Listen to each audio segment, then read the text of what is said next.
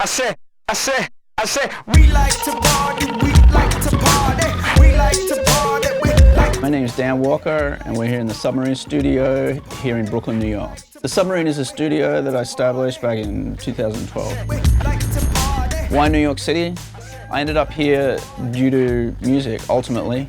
It's pretty much been music that has led me any place that I've ended up in the world. New York is a hub for arts and music. It just seemed like a natural progression from where I'd come from, and it made sense to continue doing what I love doing in this city. So when I first took on the task of putting together this loop pack, there was a foundation, a base of traditional East Coast style hip-hop, New York City hip-hop. And that was the general direction I started, but for some reason, the way that I work, it has a left field approach. I don't intentionally go out of my way to make things sound weird, but it just seems to happen that way, just naturally a more left field type of sound.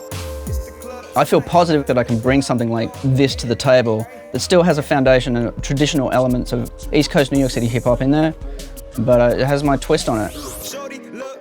Ultimately, I just wanted to make something that was different and fun for producers to work with. I'm not interested in making stuff that sounds like everything else.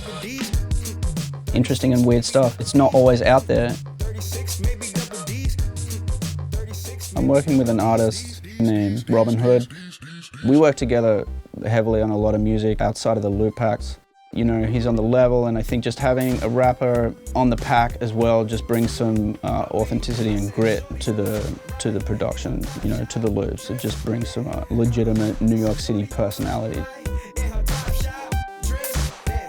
The style that he brings to the table is hip hop, but it's a little like kind of like left field, you know, a little different. That's why I love to come here. For the more aggressive, forward rap vocal approach, I'll generally go for AKG C414, which is a mic. I'll run that through Chandler TG2, which is a solid state microphone preamp.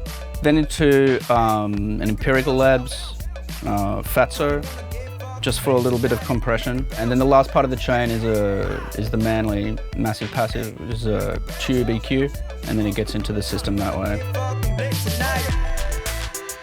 If I had any production tips to offer as far as loop packs go, it's easy to grab a loop, and ultimately that's the idea of loop packs, you know, grab the loop, throw it in, be creative as you can with them, chop them up, switch them around, reverse them, do whatever you can to make it your own. That can be the exciting aspect of a loop pack. People kind of shy away from them, but you know, 9 times out of 10 you're going to get stuff that's going to work, and it's just going to sound dope from the top.